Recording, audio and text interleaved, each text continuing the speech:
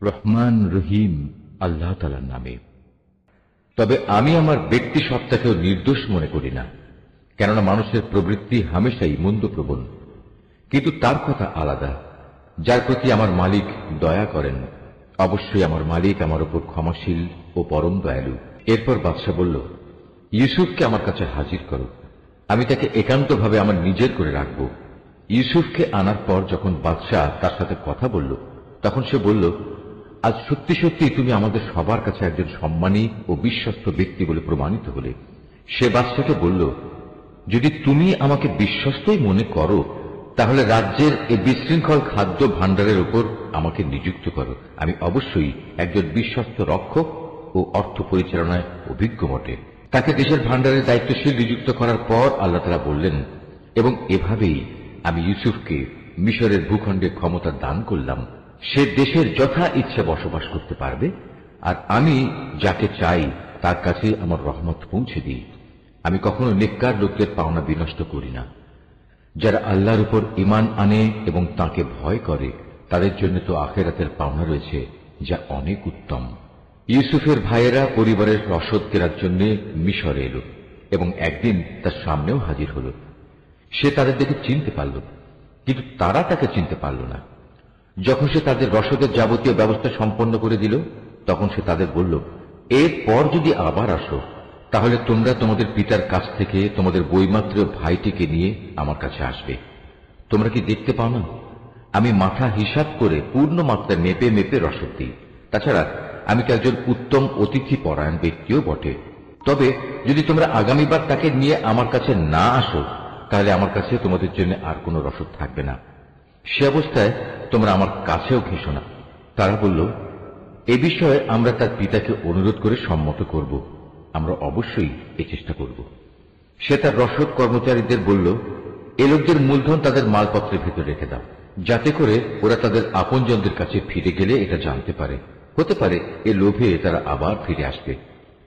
যখন তারা তাদের পিতার কাছে ফিরে গেল, তখন তারা বলল, হে আমাদের পিতা, আমাদের ভবিষ্যতের রসদ বন্ধ করে দেওয়া হয়েছে।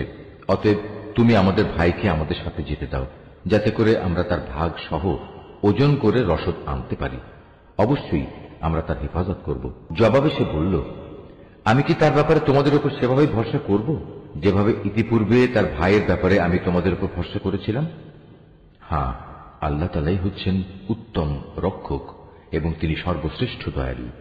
অতঃপর তারা যখন মালপত্র খুলল, তখন তারা তাদের মূলধন যা দিয়ে রসদ খরিদ করেছিল দেখতে পেল, তা তাদের পুরোপুরি ফেরত দেওয়া হয়েছে।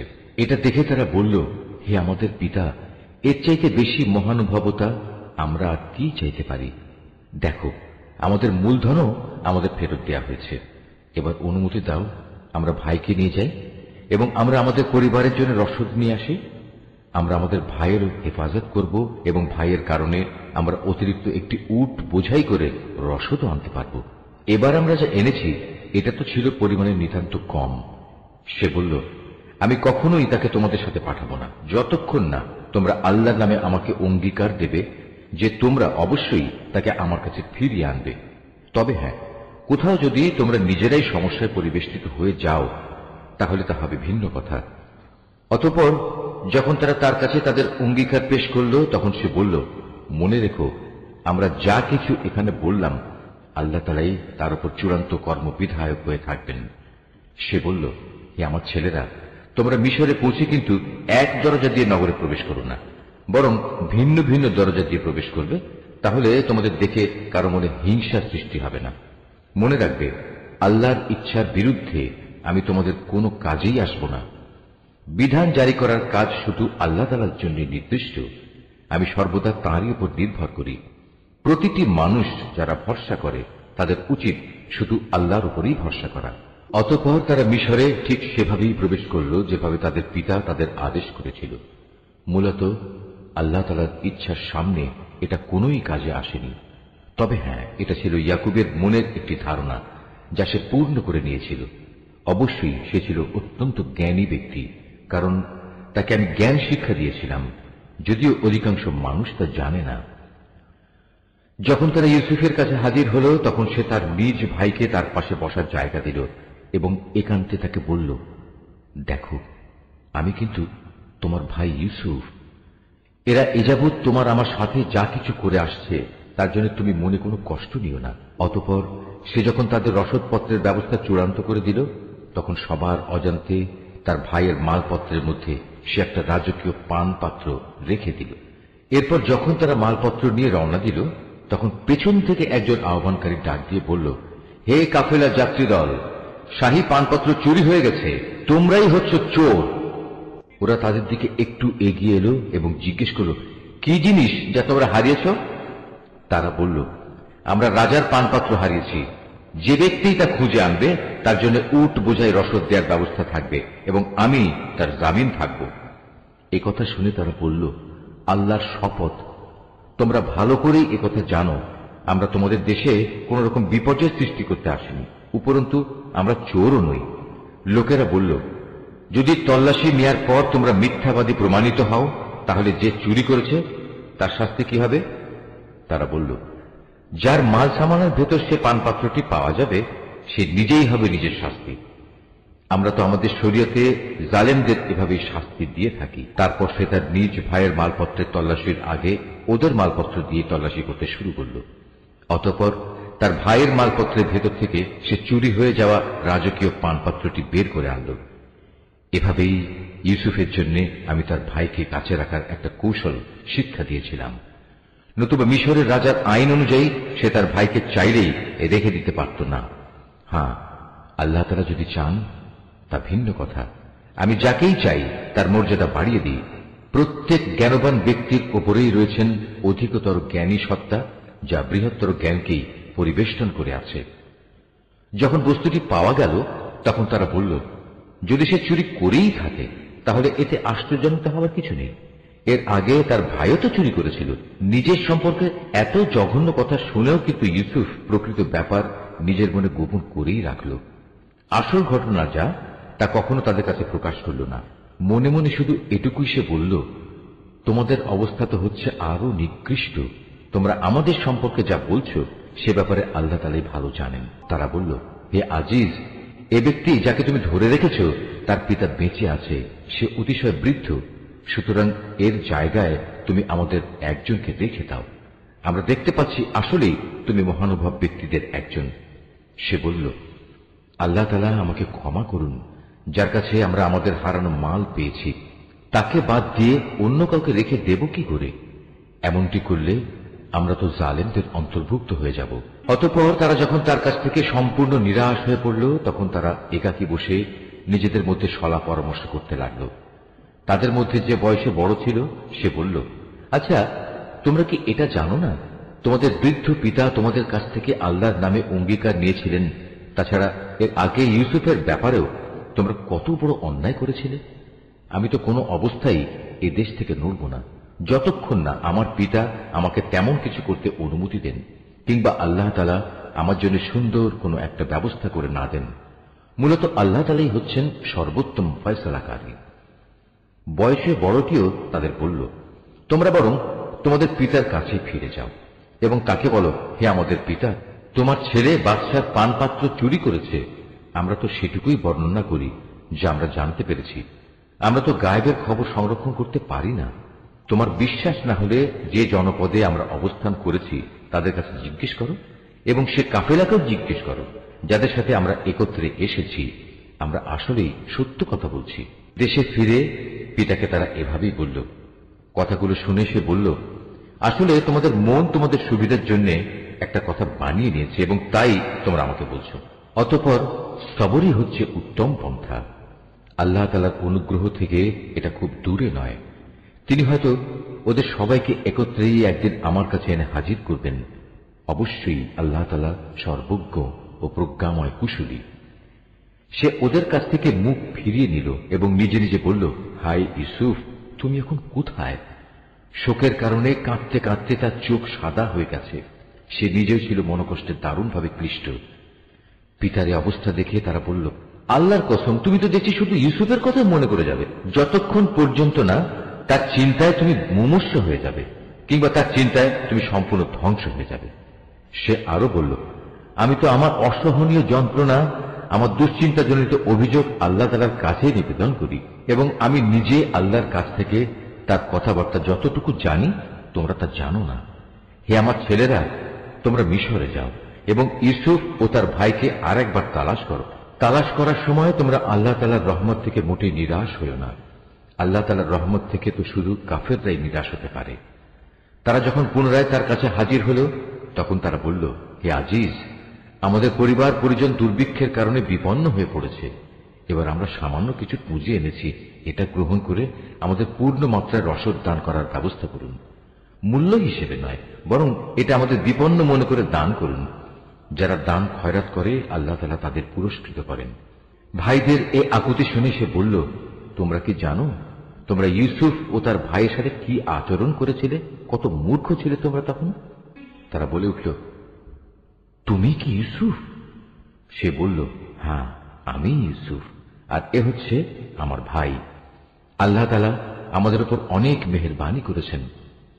সত্যি কথা হচ্ছে, যে কোনো ব্যক্তি তাকওয়া ও ধৈর্যের আচরণ করে সে যেন জেনে রাখে আল্লাহ তাআলা কখনোই নেককার মানুষের পাওনা বিনষ্ট করেন না। ওরা বলল, আল্লাহর কসম, আজ আল্লাহ তাআলা নিশ্চয়ই তোমাকে আমাদের উপর প্রাধান্য দিয়েছেন। আমরা আসলেই অপরাধী। ভাইদের কথা শুনে সে বলল, আজ তোমাদের বিরুদ্ধে আমার কোনো অভিযোগ নেই। আল্লাহ তাআলা তোমাদের ক্ষমা করে দিন, কেননা তিনি সব দয়ালুদের মধ্যে শ্রেষ্ঠ দয়ালু। এখন তোমরা বরং আমার গায়ের এই জামাটি নিয়ে যাও এবং একে আমার পিতার মুখমণ্ডলের উপর রেখো, দেখবে তিনি তার দৃষ্টিশক্তি ফিরে পাবেন। অতঃপর তোমরা তোমাদের সমস্ত পরিবার পরিজনদের দিয়ে আমার কাছে চলে এসো। এদিকে এই কাফেলা যখন মিশর থেকে বেরিয়ে পড়ল, তখন তাদের পিতা আপনজনদের উদ্দেশ্য করে বলতে লাগলো, তোমরা যদি সত্যিই আমাকে অপ্রকৃতিস্থ মনে না করো, তাহলে আমি তোমাদের বলবো, আমি যেন চারিদিকে ইউসুফের গন্ধ পাচ্ছি। ওখানে যারা হাজির ছিল তারা বলল, আল্লাহর কসম, তুমি তো এখনো তোমার সে পুরনো বিভ্রান্তিতে পড়ে রয়েছ। অতঃপর সত্যি যখন ইউসুফের জীবিত থাকার খবর নিয়ে সুসংবাদ বাহক তার কাছে উপস্থিত হল এবং ইউসুফের কথানুযায়ী তার জামাটি তার মুখমণ্ডলে রাখল, তখন সাথে সাথেই সে দেখার শক্তি ফিরে পেল। উৎফুল্ল হয়ে এবার সে বলল, আমি কি তোমাদের কথা বলিনি? আমি আল্লাহর কাছ থেকে এমন কিছু জানি যা তোমরা জানো না। তারা বলল, হে আমাদের পিতা, আমরা অপরাধ করেছি, তুমি আল্লাহর কাছে আমাদের গুনাহ ক্ষমা প্রার্থনা করো, সত্যি আমরা বড় গুনাহগার। সে বলল, অচিরেই আমি তোমাদের গুনাহের মার্জনার জন্য আমার মালিকের কাছে দোয়া করব, অবশ্যই তিনি ক্ষমাশীল ও পরম দয়ালু। অতঃপর যখন তারা সবাই ইউসুফের কাছে মিশরে চলে এলো, তখন সে তার পিতামাতাকে সম্মানের সাথে নিজের পাশে স্থান দিল এবং তাদের স্বাগত জানিয়ে সে বলল, তোমরা সবাই এবার আল্লাহর ইচ্ছায় নিরাপদে মিশরে প্রবেশ করো। সেখানে যাওয়ার পর সে তার পিতামাতাকে সম্মানের উচ্চ আসনে বসালো এবং ওরা সবাই দরবারের নিয়ম অনুযায়ী তার প্রতি সম্মানের সাজদা করল। এ সময় ইউসুফের তার অতীত স্বপ্নের কথা মনে হয়ে গেল। সে বলল, হে আমার পিতা, এ হচ্ছে আমার ইতিপূর্বেকার সে স্বপ্নের ব্যাখ্যা। আজ আমার মালিক যা সত্যে পরিণত করেছেন, তিনি আমাকে জেল থেকে বের করে আমার উপর অনুগ্রহ করেছেন। তিনি তোমাদের মরুভূমির আরেক প্রান্ত থেকে রাজ দরবারে এনে তোমাদের উপর মেহেরবানি করেছেন। এমনকি শয়তান আমার এবং আমার ভাইদের মধ্যেকার সম্পর্ক খারাপ করার গভীর চক্রান্ত করার পরেও তিনি দয়া করেছেন। অবশ্যই আমার মালিক যা ইচ্ছা করেন তা অত্যন্ত নিপুণতার সাথে আঞ্জাম দেন। নিশ্চয়ই তিনি সর্বজ্ঞ ও প্রবল প্রজ্ঞাময়। হে আমার মালিক, তুমি আমাকে যেমনি রাষ্ট্র ক্ষমতা দান করেছ, তেমনি স্বপ্নের ব্যাখ্যা সহ দুনিয়ার আরো বহু বিষয় আশয় শিক্ষা দিয়েছ। হে আসমান সমূহ ও জমিনের স্রষ্টা, তুমি আমার একমাত্র অভিভাবক, দুনিয়াতেও এবং আখিরাতেও। একজন অনুগত বান্দা হিসেবে তুমি আমার মৃত্যু দিও এবং পরকালে আমাকে নেককার মানুষদের দলে শামিল করো। হে নবী, এই যে ইউসুফের কাহিনী যা আমি তোমাকে শোনালাম, তা হচ্ছে তোমার অদেখা ঘটনাসমূহের একটি। এটা আমি তোমাকে ওহির মাধ্যমেই জানিয়েছি।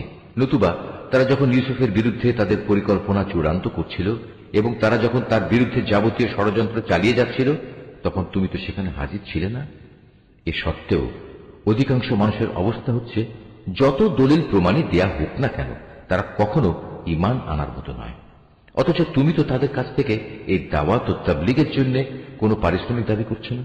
তাছাড়া এ কোরআন দুনিয়া জাহানের অধিবাসীদের জন্য একটি নসিহত বই তো নয়।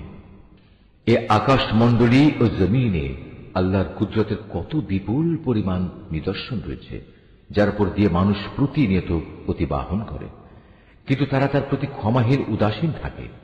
তাদের অধিকাংশ মানুষই আল্লাহ তাআলার উপর ঈমান আনে না, তারা আল্লাহ তাআলার সাথে শিরক করতেই থাকে। তবে তারা কি এ বিষয়ে নির্ভর হয়ে গেছে যে হঠাৎ করে একদিন তাদের উপর আল্লাহ তাআলার সর্বগ্রাসী আযাবের শাস্তি কিংবা আকস্মিক কিয়ামত আপতিত হবে? অথচ তারা তা জানতেও পারবে না। হে নবী, এতে তুমি বলে দাও, এ হচ্ছে আমার পথ, আমি মানুষদের আল্লাহর দিকে আহ্বান করি। আমি ও আমার অনুসারীরা পূর্ণাঙ্গ সচেতনতার সাথেই এই পথে আহ্বান জানাই। আল্লাহ তাআলা মহান, পবিত্র, এবং আমি কখনো মুশরিকদের অন্তর্ভুক্ত নই। তোমার আগে বিভিন্ন জনপদে যত নবী আমি পাঠিয়েছিলাম তারা সবাই তোমার মতো মানুষই ছিল। আমি তাদের উপর ওহী নাজিল করতাম। এরা কি আমার জমিন পরিভ্রমণ করেনি?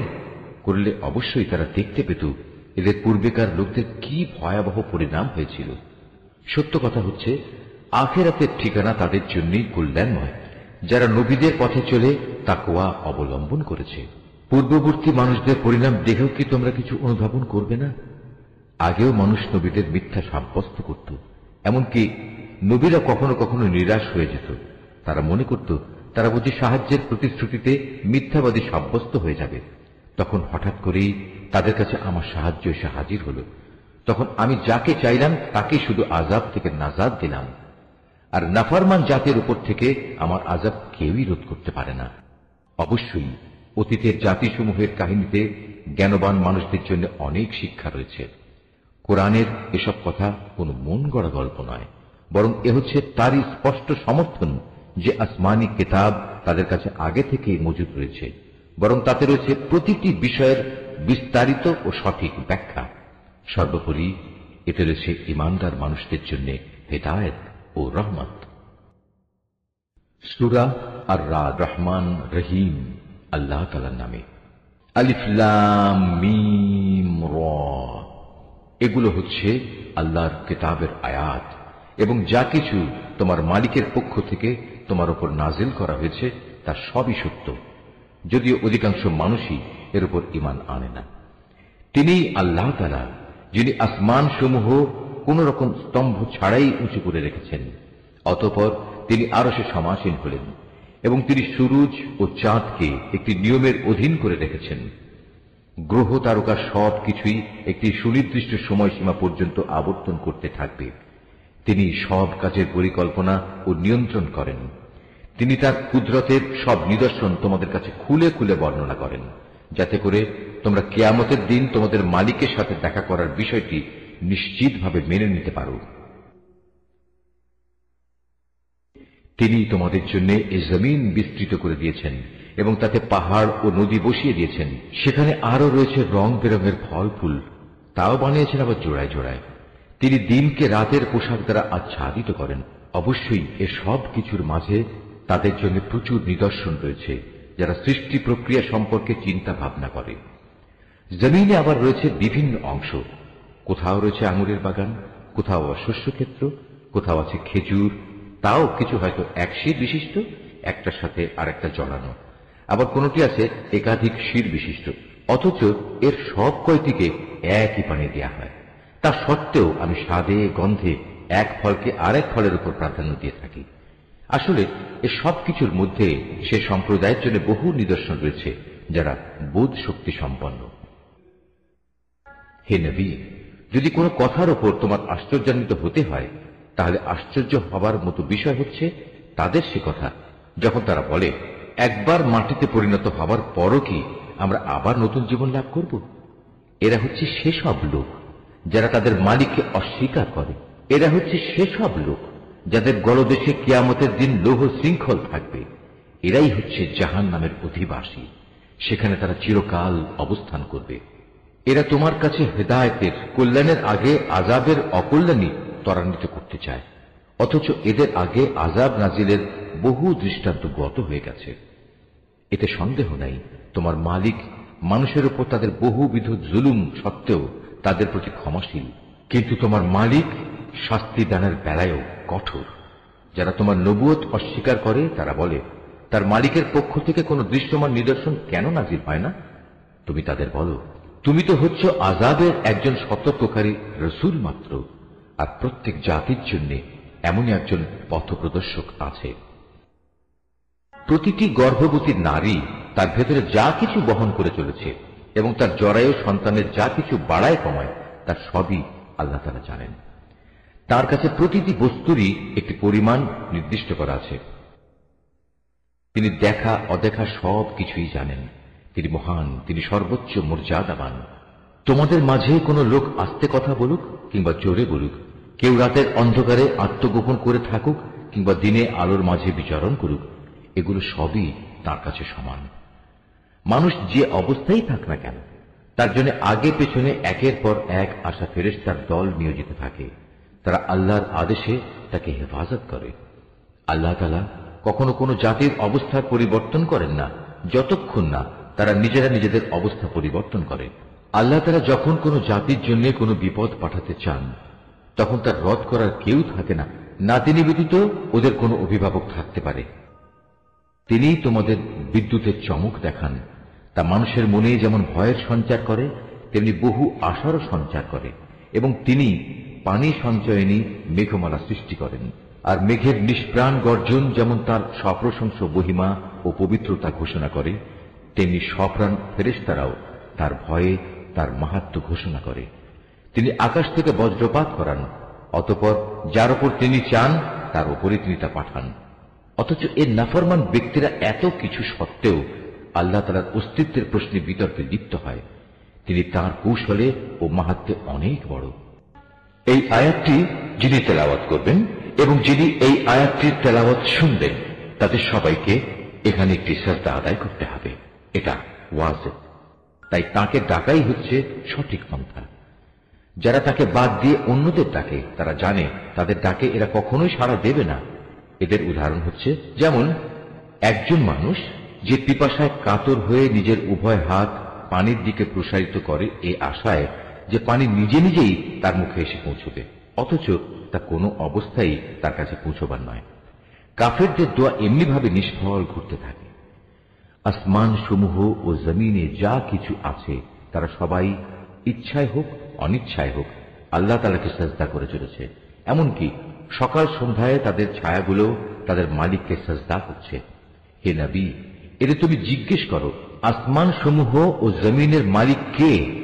তুমি তাদের বলো, একমাত্র আল্লাহ। আরো বলো, তোমরা কেন আল্লাহকে বাদ দিয়ে অপরকে নিজেদের অভিভাবক রূপে গ্রহণ করছো, যারা নিজেদের কোনো লাভ লোকসান করতেও সক্ষম নয়? তুমি এদের জিজ্ঞেস করো, কখনো অন্ধ ও চক্ষুষ্মান ব্যক্তি কি সমান হয়? কিংবা অন্ধকার ও আলো কি কখনো এক হয়? অথবা এরা আল্লাহর সাথে এমন কিছুকে শরীক করে নিয়েছে যে তারা আল্লাহ সৃষ্টির মতো কিছু বানিয়ে দিয়েছে, যার কারণে সৃষ্টির ব্যাপারটি তাদের কাছে সন্দেহের বিষয়ে পরিণত হয়ে গেছে। তুমি তাদের বলো, যাবতীয় সৃষ্টির স্রষ্টা একমাত্র আল্লাহ, তিনি একক ও মহাপরাক্রমশালী। আল্লাহ তাআলা আসমান থেকে পানি বর্ষণ করলেন, অতঃপর নদী নালা ও তার উপত্যকা সমূহ তাদের নিজ নিজ পরিমাণ অনুযায়ী প্লাবিত হল। অতঃপর এ প্লাবন আবর্জনার ফেনা বহন করে উপরে নিয়ে এল। আবার যারা অলংকার যন্ত্রপাতি বানানোর জন্য ধাতুকে আগুনে উত্তপ্ত করে, তখনও কিন্তু তাতে এক ধরনের আবর্জনা ফেনা হয়ে উপরে উঠে আসে। এভাবেই আল্লাহ তাআলা হক ও বাতিলের উদাহরণ দিয়ে থাকেন। অতঃপর আবর্জনা ফেনা এমনি বিফলে চলে যায় এবং পানি যা মানুষের প্রচুর উপকারে আসে তা জমিনেই থেকে যায়। আল্লাহ তাআলা মানুষদের জন্য এভাবেই সুন্দর দৃষ্টান্ত সমূহ পেশ করে থাকেন। যারা তাদের মালিকের এ আহ্বানে সাড়া দেয় তাদের জন্য মহাকল্যাণ রয়েছে, আর যারা তাঁর ডাকে সাড়া দেয় না, কিয়ামতের দিন তাদের অবস্থা হবে, তাদের পৃথিবীতে যা কিছু সম্পদ আছে তা সমস্ত যদি তাদের নিজেদের অধিকারে থাকত, তার সাথে যদি থাকত আরো সমপরিমাণ ধন সম্পদ, তা হলেও আযাব থেকে বাঁচার জন্য তারা তার নির্দ্বিধায় মুক্তিপণ হিসেবে আদায় করে দিত। এরাই হবে সেসব হতভাগ্য মানুষ যাদের হিসাব হবে খুব কঠিন। জাহান্নামই হবে ওদের নিবাস।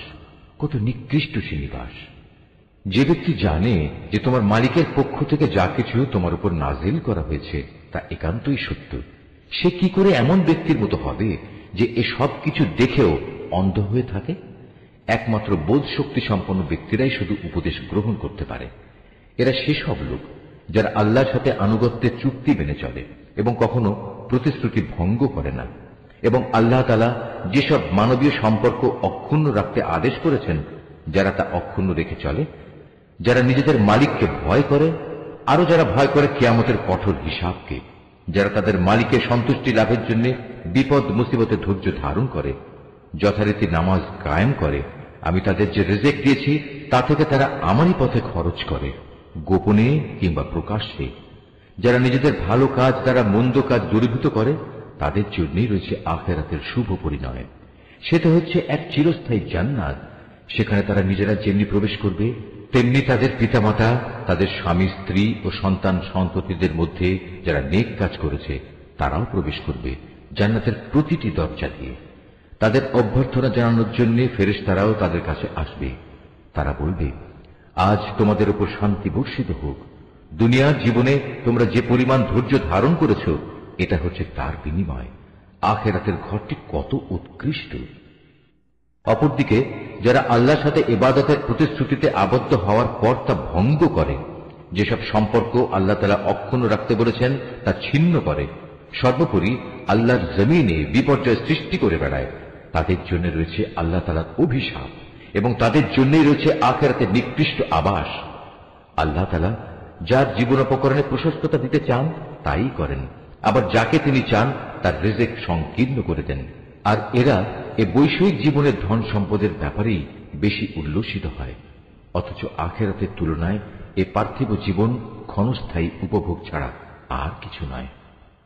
হে নবী, যারা তোমার নবুয়ত অস্বীকার করে তারা বলে, তার মালিকের কাছ থেকে তার উপর কোনো অলৌকিক নিদর্শন পাঠানো হলো না কেন?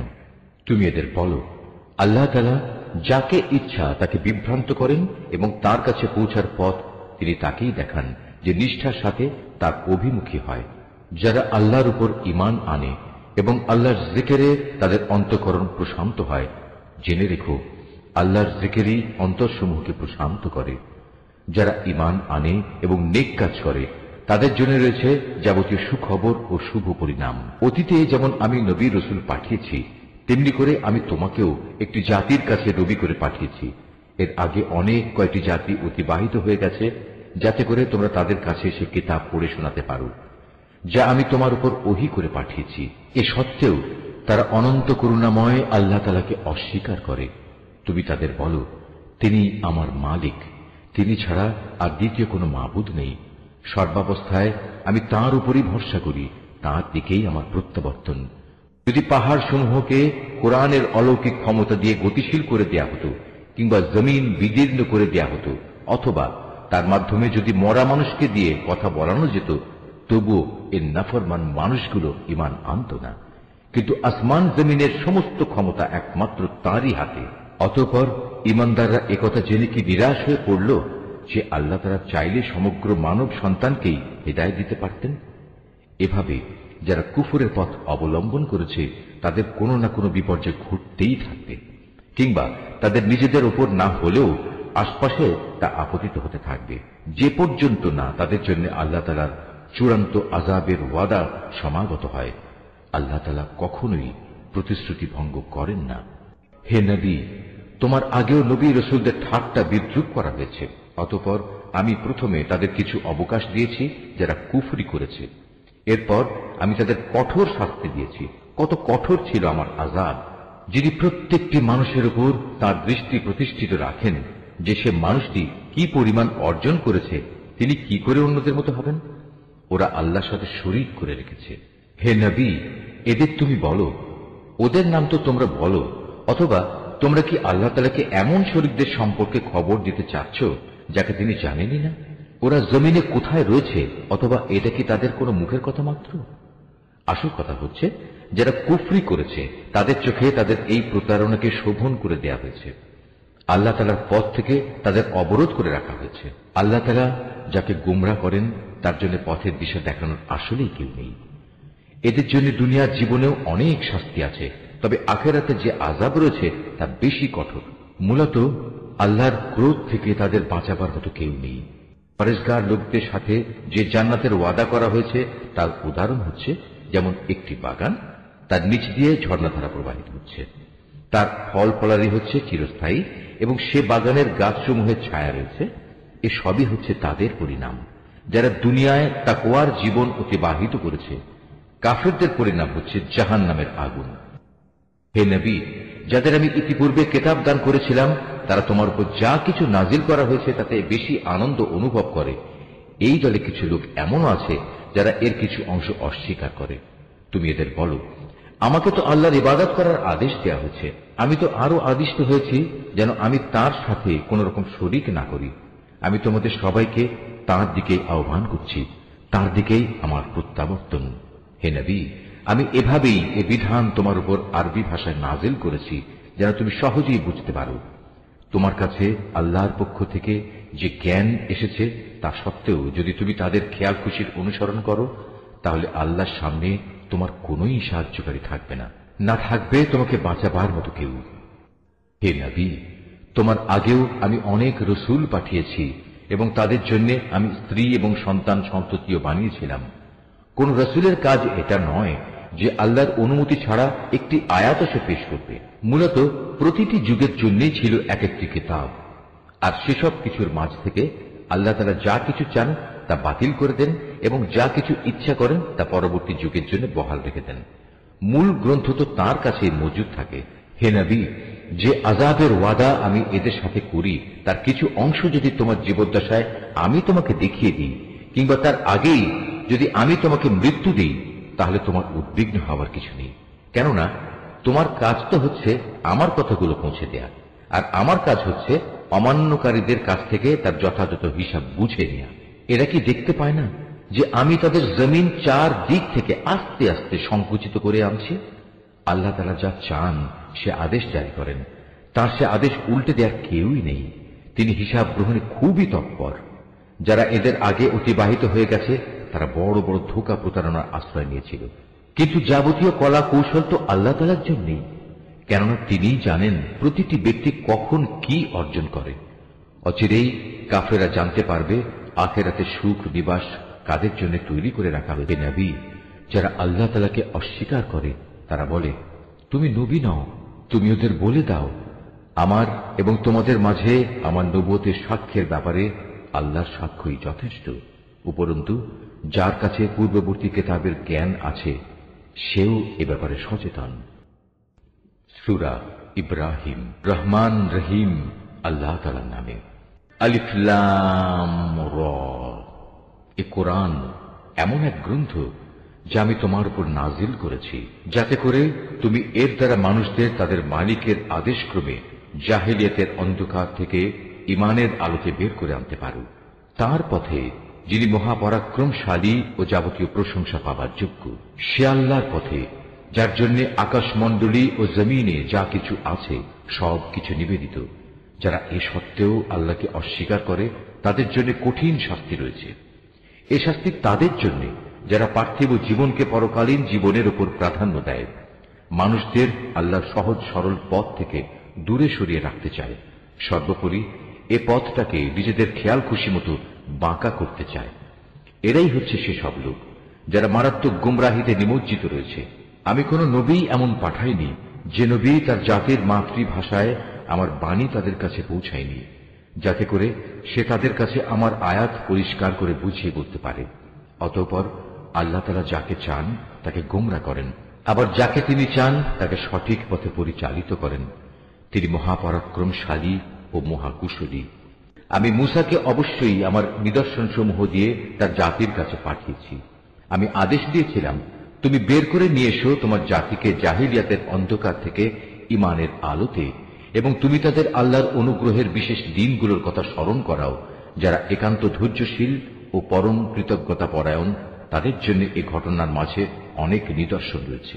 মূসা যখন তার জাতিকে বলেছিল, তোমরা তোমাদের উপর আল্লাহ তাআলার নিয়ামত সমূহের কথা স্মরণ করো, বিশেষ করে যখন তিনি তোমাদের ফেরাউনের সম্প্রদায় থেকে মুক্তি দিলেন, যারা তোমাদের কঠোর শাস্তি দিত, তোমাদের ছেলেদের হত্যা করত, তোমাদের মেয়েদের জীবিত রাখত, তোমাদের মালিকের পক্ষ থেকে তোমাদের জন্য এত বড় ধরনের একটি পরীক্ষা নিহিত ছিল। স্মরণ করো যখন তোমাদের মালিক ঘোষণা দিলেন, যদি তোমরা আমার অনুগ্রহের শকর আদায় করো তাহলে আমি অবশ্যই তোমাদের জন্য এই অনুগ্রহ আরো বাড়িয়ে দেব, আর যদি তোমরা একে অস্বীকার করো তাহলে জেনে রেখো আমার আযাব বড়ই কঠিন। মূসা তার জাতিকে আরো বলেছিল, তোমরা এবং পৃথিবীর অন্য সব মানুষ একত্রেও যদি আল্লাহর নিয়ামত অস্বীকার করো তাতে আল্লাহর কিছুই ক্ষতি হবে না, কেননা আল্লাহ তাআলা হচ্ছেন যাবতীয় অভাব অভিযোগ থেকে মুক্ত, প্রশংসার দাবিদার। তোমাদের কাছে কি তোমাদের আগেকার লোকদের সংবাদ এসে পৌঁছয়নি? নূহের, আদ, সামুদ সম্প্রদায়ের ও তাদের পরবর্তী জাতিসমূহ, যাদের বিবরণ আল্লাহ তাআলা ছাড়া আর কেউই জানে না। সবার কাছেই তাদের নবীরা আমার আয়াতসমূহ নিয়ে এসেছিল। অতঃপর তারা তাদের নিজেদের হাত তাদের মুখে রেখে কথা বলতে তাদের বাধা দিত এবং বলত, যা কিছু পয়গাম নিয়ে তুমি আমাদের কাছে প্রেরিত হয়েছ তা আমরা স্পষ্টত অস্বীকার করি। তাছাড়া যে দিনের দিকে তুমি আমাদের ডাকছ সে বিষয়েও আমরা সন্দেহে নিমজ্জিত আছি। তাদের রাসূলরা তাদের বলল, তোমাদের কি আল্লাহ তাআলা সম্পর্কে কোনো সন্দেহ রয়েছে, যিনি আসমান সমূহ ও জমিনের সৃষ্টিকর্তা? তিনি তোমাদের তার নিজের দিকে ডাকছেন যেন তিনি তোমাদের গুনাহসমূহ মাফ করে দিতে পারেন এবং একটি নির্দিষ্ট সময় পর্যন্ত তোমাদের অবকাশ দিয়ে সংশোধনের সুযোগ দিতে পারেন। এ কথার পর তারা বলল, তোমরা তো হচ্ছে আমাদের মতোই কতিপয় মানুষ। আমাদের বাপ দাদারা যাদের ইবাদত করত তোমরা কি তা থেকে আমাদের বিরত রাখতে চাও? তাহলে তোমাদের দাবির পক্ষে আমাদের কাছে কোনো সুস্পষ্ট দলিল প্রমাণ নিয়ে এসো।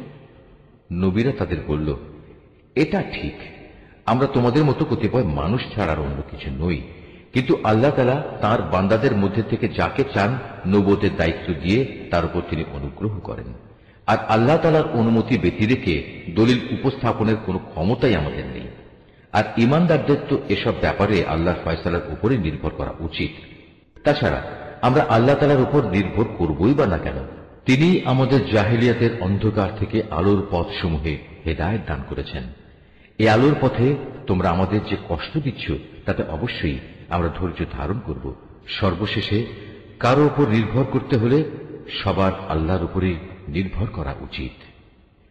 কাফেররা তাদের রাসূলদের বলল, আমাদের ধর্মীয় গোত্রে তোমাদের ফিরে আসতেই হবে, নতুবা আমরা তোমাদের আমাদের দেশ থেকে বহিষ্কার করে দেব। অতঃপর ঘটনা চরমে পৌঁছলে তাদের মালিক তাদের কাছে এই বলে ওহী পাঠালেন, আমি অবশ্যই জালেমদের বিনাশ করে দেব, আর তাদের নির্মূল করে দেওয়ার পর তাদের জায়গায় আমি অবশ্যই তোমাদের প্রতিষ্ঠিত করব। আমার এই পুরস্কার এমন প্রতিটি মানুষের জন্য যে ব্যক্তি আমার সামনে জবাবদিহিতার জন্য দাঁড়ানোকে ভয় করে এবং আমার কঠোর শাস্তিকেও ভয় করে। এর মোকাবেলায় ওরা একটা চূড়ান্ত ফয়সালা চাইল, আর সে ফয়সালা মোতাবেক প্রত্যেক দুরাচার ও স্বৈরাচারী ব্যক্তি ধ্বংস হয়ে গেল। তার একটু পিছনেই রয়েছে জাহান্নাম, সেখানে তাকে গলিত পুঁজ জাতীয় পানি পান করানো হবে। সে অতি কষ্টে তা গলধকরণ করতে চাইবে, কিন্তু গলধকরণ করা তার পক্ষে কোনো মতেই সম্ভব হবে না। উপরন্তু 4 দিক থেকেই তার উপর মৃত্যু আসবে, কিন্তু সে কোনো মতেই মরবে না, বরং তার পেছনে থাকবে কঠোর আযাব। যারা তাদের মালিককে অস্বীকার করে তাদের ভালো কাজের প্রতিফল পাওয়ার উদাহরণ হচ্ছে ছাই ভস্মের একটি স্তূপের মতো। ঝড়ের দিন প্রচন্ড বাতাস এসে যা উড়িয়ে নিয়ে যায়। এভাবে ভালো কাজের দ্বারা যা কিছু এরা অর্জন করেছে তার দ্বারা তারা কিছুই করতে সক্ষম হবে না, আর এটাই হচ্ছে এক মারাত্মক গুমরাহী। হে মানুষ, তুমি কি দেখতে পাও না আল্লাহ তাআলা আসমান সমূহ ও জমিনকে যথাবিধি সৃষ্টি করেছেন? তোমরা যদি এর উপর না চলো তাহলে তিনি ইচ্ছা করলে এই জমিন থেকে তোমাদের অস্তিত্ব বিলুপ্ত করে নতুন কোন সৃষ্টি তোমাদের জায়গায় আনায়ন করতে পারেন। আর এটা বিপুল ক্ষমতাবান আল্লাহর কাছে মোটেই কঠিন কিছু নয়। মহাবিচারের দিন তারা সবাই আল্লাহর সামনে উপস্থিত হবে। যারা দুনিয়ায় দুর্বল ছিল তারা তাদের উদ্দেশ্য করে যারা অহংকার করত বলবে, দুনিয়ায় আমরা তো তোমাদের অনুসারেই ছিলাম, আজ কি তোমরা আল্লাহর আযাব থেকে সামান্য কিছু হলেও আমাদের জন্য কম করতে পারবে? তারা বলবে, আল্লাহ তাআলা যদি আমাদের আজ নাজাতের কোনো পথ দেখিয়ে দিতেন তাহলে আমরা তোমাদেরও তা দেখিয়ে দিতাম। মূলত আজ আমরা ধৈর্য ধরি কিংবা ধৈর্যহারা হই, উভয়টাই আমাদের জন্য সমান কথা। আল্লাহর আযাব থেকে আজ আমাদের কোনোই নিষ্কৃতি নেই। যখন বিচার ফয়সালা হয়ে যাবে তখন শয়তান জাহান্নামীদের বলবে, আল্লাহ তাআলা তোমাদের সাথে যে ওয়াদা করেছেন তা ছিল সত্য ওয়াদা, আমিও তোমাদের সাথে একটি ওয়াদা করেছিলাম, কিন্তু আমি তোমাদের সাথে ওয়াদার বরখেলাপ করেছি। আসলে তোমাদের উপর আমার তো কোনো আধিপত্য ছিল না। আমি তো শুধু এটুকুই করেছি, তোমাদের আমার দিকে ডেকেছি, অতঃপর আমার ডাকে তোমরা সাড়া দিয়েছ। তাই আজ আমার প্রতি তোমরা কোন রকম দোষারোপ করো না, বরং তোমরা তোমাদের নিজেদের উপরই দোষারোপ করো। আজ আমি যেমন তোমাদের উদ্ধারে কোন রকম সাহায্য করতে পারবো না, তেমনি তোমরাও আমার উদ্ধারে কোনো সাহায্য করতে পারবে না। তোমরা যে আগে আমাকে আল্লাহর শরীক বানিয়েছ, আমি তাও আজ অস্বীকার করছি। এমন সময় আল্লাহর ঘোষণা আসবে, অবশ্যই জালেমদের জন্য রয়েছে কঠিন আযাব। অপরদিকে যারা আল্লাহ তাআলার উপর ঈমান আনে এবং সে অনুযায়ী নেক কাজ করে, তাদের এমন এক জান্নাতে প্রবেশ করানো হবে যার পাদদেশে প্রবাহিত হবে রং বেরঙের ঝর্ণাধারা। সেখানে তারা তাদের মালিকের অনুমতিক্রমে অনন্তকাল অবস্থান করবে। সেখানে চারিদিক থেকে সালাম সালাম বলে তাদের অভিবাদন হবে। তুমি কি লক্ষ্য করনি আল্লাহ তাআলা কালেমায়ে তাইয়্যিবার কি সুন্দর উপমা পেশ করেছেন? এই কালেমা যেন একটি উৎকৃষ্ট জাতের গাছ, যার মূল জমিনে সুদৃঢ়, যার শাখা প্রশাখা আসমানে বিস্তৃত। সেটি প্রতি মৌসুমে তার মালিকের আদেশে ফল দান করে। আল্লাহ তাআলা মানুষদের জন্য এভাবেই উপমা পেশ করেন, যাতে করে তারা এসব উপমা থেকে শিক্ষা গ্রহণ করতে পারে। আবার খারাপ কালেমার তুলনা হচ্ছে একটি নিকৃষ্ট বৃক্ষের মতো, যাকে জমিনের উপরিভাগ থেকেই মূলোৎপাটন করে ফেলা হয়েছে। এর কোন রকম স্থায়িত্বও নেই। আল্লাহ তাআলা ঈমানদারদের তার শাশ্বত কালেমা দ্বারা মজবুত রাখেন। দুনিয়ার জীবনে এবং পরকালীন জীবনে জালেমদের আল্লাহ তাআলা এমনি করেই বিভ্রান্তিতে রাখেন। তিনি যখন যা চান তাই করেন। হে নবী, তুমি কি তাদের অবস্থা পর্যবেক্ষণ করনি যারা আল্লাহ তাআলার নিয়ামত অস্বীকার করার মাধ্যমে তাকে বদলে দিয়েছে? পরিণামে তারা নিজেদের জাতিকে ধ্বংসের এক চরম স্তরে নামিয়ে এনেছে, জাহান্নামের অতলে, যেখানে তারা সবাই প্রবেশ করবে। কত নিকৃষ্ট সেই বাসস্থান! এরা আল্লাহ তাআলার জন্য তার কিছু সমকক্ষ উদ্ভাবন করে নিয়েছে, যাতে করে সাধারণ মানুষদের তার পথ থেকে বিভ্রান্ত করতে পারে। হে নবী, এদের তুমি বলো, সামান্য কিছুদিনের জন্য তোমরা ভোগ করে নাও, কেননা অচিরেই জাহান্নামের আগুনের দিকে তোমাদের ফিরে যেতে হবে।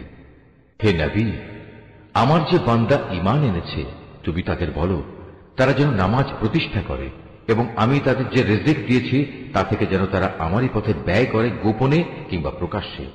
কিয়ামতের সে দিনটি আসার আগে, যেদিন মুক্তির জন্য কোন রকম সম্পদের বেচাকেনা চলবে না, না এর জন্য কারো কোন রকমের বন্ধুত্ব কাজে লাগবে। তিনি মহান আল্লাহ তাআলা, যিনি আসমান সমূহ ও জমিন সৃষ্টি করেছেন এবং আসমান থেকে পানি বর্ষণ করেছেন। তা দিয়ে আবার জমিন থেকে তোমাদের জীবিকার জন্য নানা প্রকারের ফলমূল উৎপাদন করেছেন। তিনি যাবতীয় জলযানকে তোমাদের অধীন করেছেন, যেন তাঁরই ইচ্ছা অনুযায়ী তা সমুদ্রে বিচরণ করে বেড়ায়, এবং এ কাজের জন্য তিনি নদী নালাকেও তোমাদের অধীন করে দিয়েছেন। তিনি চন্দ্র সূর্যকেও তোমাদের অধীন করে দিয়েছেন। এর উভয়টা একই নিয়মের অধীনে চলে আসছে। আবার তোমাদের সুবিধার জন্য রাত দিনকেও তিনি তোমাদের অধীন করেছেন। তোমরা তার কাছ থেকে প্রয়োজনে যত কিছুই চেয়েছ, তার সবই তিনি তোমাদের সামনে এনে হাজির করেছেন। এবং তোমরা যদি সত্যি সত্যি তার সব নিয়ামত গণনা করতে চাও, তাহলে কখনোই তা গণনা করে শেষ করতে পারবে না। মানুষ আসলেই অতিমাত্রায় সীমা লঙ্ঘনকারী ও নিয়ামতের প্রতি অকৃতজ্ঞ বটে। স্মরণ করো, যখন ইব্রাহিম আল্লাহর কাছে দোয়া করল, হে মালিক, এ মক্কা শহরকে শান্তি ও নিরাপত্তার শহরে পরিণত করো, এবং আমাকে ও আমার সন্তান সন্ততিদের মূর্তি পূজা করা থেকে দূরে রেখো। হে আমার মালিক, নিঃসন্দেহে এ মূর্তিগুলো বহু মানুষকে গোমরা করেছে। অতঃপর যে আমার আনুগত্য করবে সে আমার দলভুক্ত হবে, আর যে ব্যক্তি আমার নাফরমানি করবে তার দায়িত্ব তোমার উপর নয়। নিশ্চয়ই তুমি ক্ষমাশীল ও পরম দয়ালু।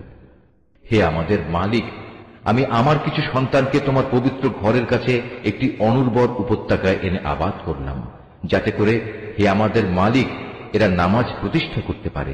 তুমি তোমার দয়ায় এমন ব্যবস্থা করো যেন মানুষদের অন্তর এদের দিকে অনুরাগী হয়।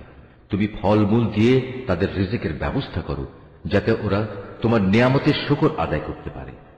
হে আমাদের মালিক, আমরা যা কিছু গোপন করি এবং যা কিছু প্রকাশ করি, নিশ্চয়ই তুমি তা সব জানো। আসমান সমূহে কিংবা জমিনের যেখানে যা কিছু ঘটে, এর কোনোটাই আল্লাহর কাছে গোপন থাকে না। সব প্রশংসা আল্লাহ তাআলার জন্য, যিনি আমাকে আমার এ বৃদ্ধ বয়সে ইসমাইল ও ইসাক তুল্য দুটো নেক সন্তান দান করেছেন। অবশ্যই আমার মালিক তার বান্দাদের দোয়া শোনেন। হে আমার মালিক, তুমি আমাকে নামাজ প্রতিষ্ঠাকারী বানাও, আমার সন্তানদের মাঝ থেকেও নামাজি বান্দা বানাও। হে আমাদের মালিক, আমার দোয়া তুমি কবুল করো। হে আমাদের মালিক, যেদিন চূড়ান্ত হিসাব কিতাব হবে সেদিন তুমি আমাকে, আমার পিতামাতাকে এবং সকল ঈমানদার মানুষদের তোমার অনুগ্রহ দ্বারা ক্ষমা করে দিও। হে নবী, তুমি কখনো মনে করো না এ জালেমরা যা কিছু করে যাচ্ছে তা থেকে আল্লাহ তাআলা গাফিল রয়েছেন। আসলে তিনি তাদের সেদিন আসা পর্যন্ত অবকাশ দিয়ে রাখছেন যেদিন তাদের চক্ষু স্থির হয়ে যাবে। তারা আকাশের দিকে চেয়ে ভীত সন্ত্রস্ত অবস্থায় দৌড়তে থাকবে। তাদের নিজেদের প্রতি নিজেদের কোনো দৃষ্টি থাকবে না, ভয়ে তাদের অন্তর বিকল হয়ে যাবে। হে নবী, তুমি মানুষদের একটি ভয়াবহ দিনের আযাব আসা থেকে সাবধান করে দাও। এমন দিন সত্যি যখন এসে হাজির হবে, তখন এ জালিম লোকেরা বলবে, হে আমাদের মালিক, আমাদের তুমি কিছুটা সময়ের জন্য অবকাশ দাও, এবার আমরা তোমার ডাকে সাড়া দেব এবং আমরা তোমার রসুলদের অনুসরণ করব। জবাবে বলা হবে, তোমরা কি সেসব লোক যারা ইতিপূর্বে শপথ করে নিজেদের মধ্যে বলাবলি করতে তোমাদের এই জীবনের কোনোই ক্ষয় নেই, অথচ তোমরা তাদের পরিত্যক্ত বাসভূমিতেই বাস করতে, যারা তোমাদের আগে নিজেদের উপর নিজেরা জুলুম করেছিল। এবং এ কারণে আমি তাদের প্রতি কি এ ধরনের আচরণ করেছিলাম তাও তোমাদের কাছে সুস্পষ্ট ছিল। তোমাদের জন্য আমি তাদের দৃষ্টান্ত উপস্থাপন করেছিলাম। সোজা পথে এরা বিভিন্ন চক্রান্তের পন্থা অবলম্বন করেছে। আল্লাহর কাছে তাদের সেসব চক্রান্ত লিপিবদ্ধ আছে, যদিও তাদের সে চক্রান্ত দেখে মনে হচ্ছিল তা বুঝি পাহাড় টলিয়ে দিতে পারবে। হে নবী, তুমি কখনো আল্লাহ তাআলাকে তার নবীদের দেয়া প্রতিশ্রুতি ভঙ্গকারী মনে করো না। অবশ্যই আল্লাহ তাআলা মহাপরাক্রমশালী ও প্রতিশোধ গ্রহণকারী। প্রতিশোধ হবে সেদিন যেদিন এ পৃথিবী ভিন্ন আরেক পৃথিবী দ্বারা পরিবর্তিত হয়ে যাবে। একইভাবে আসমানসমূহ ভিন্ন আসমানসমূহ দ্বারা বদলে যাবে এবং মানুষরা সব হিসাবের জন্য এক মহা ক্ষমতাধর মালিকের সামনে গিয়ে হাজির হবে। সেদিন তুমি অপরাধীদের সবাইকে শৃঙ্খলিত অবস্থায় দেখতে পাবে। ওদের পোশাক হবে আলকাত্রার মতো বিভৎস, তাদের মুখমণ্ডল আগুন আচ্ছাদিত করে রাখবে। এটা এই কারণে আল্লাহ তাআলা প্রতিটি অপরাধী ব্যক্তিকেই তার কর্মের প্রতিফল দেবেন। অবশ্যই আল্লাহ তাআলা হিসাব গ্রহণে অত্যন্ত তৎপর। এ কোরআন হচ্ছে মানুষের জন্য এক মহা পয়গাম, যাতে করে এ গ্রন্থ দিয়ে পরকালীন আযাবের ব্যাপারে তাদের সতর্ক করে দেয়া যায়। তারা যেন এর মাধ্যমে এও জানতে পারে তিনি একমাত্র মাবুদ।